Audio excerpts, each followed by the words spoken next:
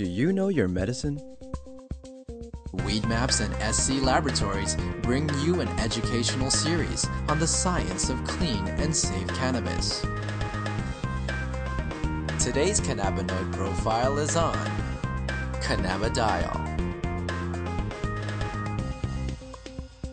Cannabidiol, or CBD for short, is the second most prominent compound found in the cannabis plant. A lot of the medical benefits of cannabis that are attributed to THC or other cannabinoids are actually due to the CBD content of the cannabis. It has very strong anti-inflammatory properties. And not only does it help suppress inflammation, but there was a study that showed that it also helps the body to not make the chemical that causes inflammation. So it actually has somewhat of a preventive role.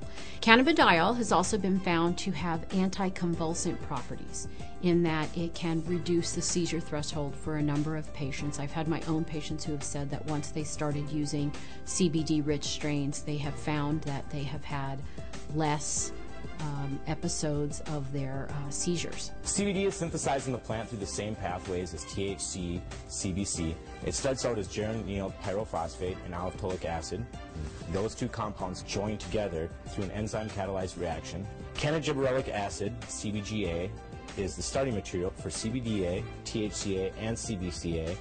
So CBDA synthase, if it's found in large enough amounts, will take this cannabidiolic acid and make it into cannabidiol carboxylic acid, which is CBDA. CBDA is CBD with a carboxylic acid attached to it.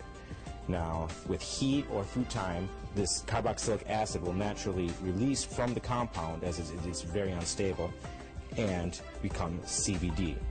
This process right here, where we lose this carboxylic acid, happens at about 80 degrees Celsius. A number of studies were done where they actually gave patients an overdose of THC to see what would happen when they then added CBD. And CBD completely turned around the negative effects of an overdose of THC without changing the levels of THC in the blood.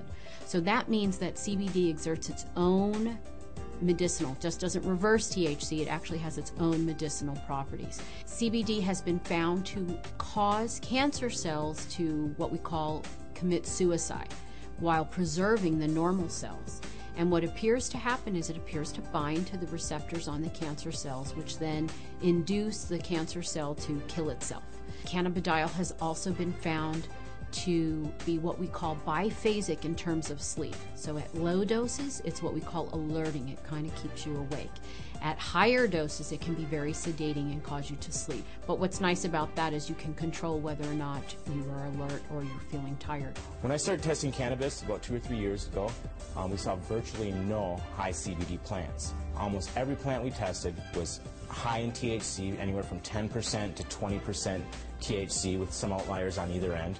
Some plants would have maybe 1% CBD at the max, 1.5% CBD at the max. Now that we've been testing for a while, we see anywhere from 8 to 15% CBD and maybe 5 or 6% THC in these strains. Some strains we get a 50-50 ratio. It can happen in all different ratios, but what it is it's a recessive gene in plants.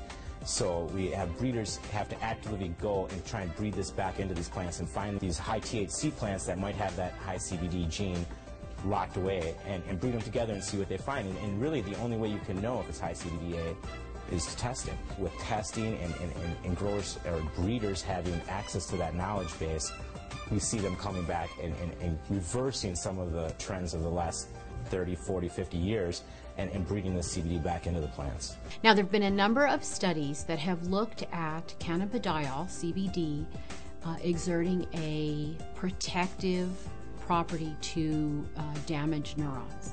And it appears that in the studies, CBD protects the nerves by inhibiting the process by which nerves are damaged. CBD has also been shown to protect against a brain injury.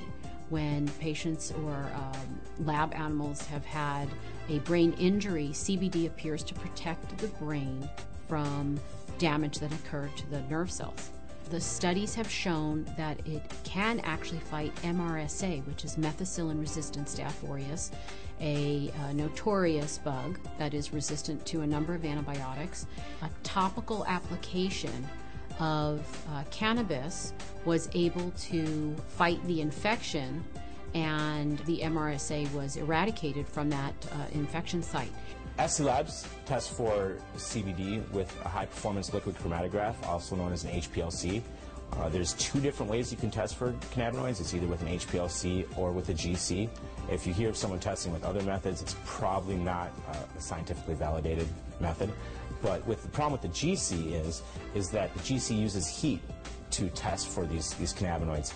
And as I said earlier, all the acidic cannabinoids are very sensitive to heat.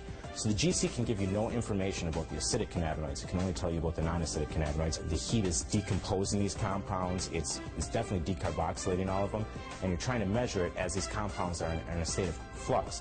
And that's just, it's kind of fuzzy. So we use the HPLC because it keeps the cannabinoids in their natural state. They're in their liquid state. There's no alteration. There's no heat or anything like that happening. And so we get a much more accurate and a much more realistic picture of what's actually in the sample that we're testing. One of the important things for people to understand about cannabidiol is it is not psychoactive. That means it does not change your mood, your mentation, the way that THC has psychoactive properties and can actually cause what we call the high. CBD does not do that. For patients who are not interested in the THC effect but are interested in the CBD effect, this is a terrific choice for them to have.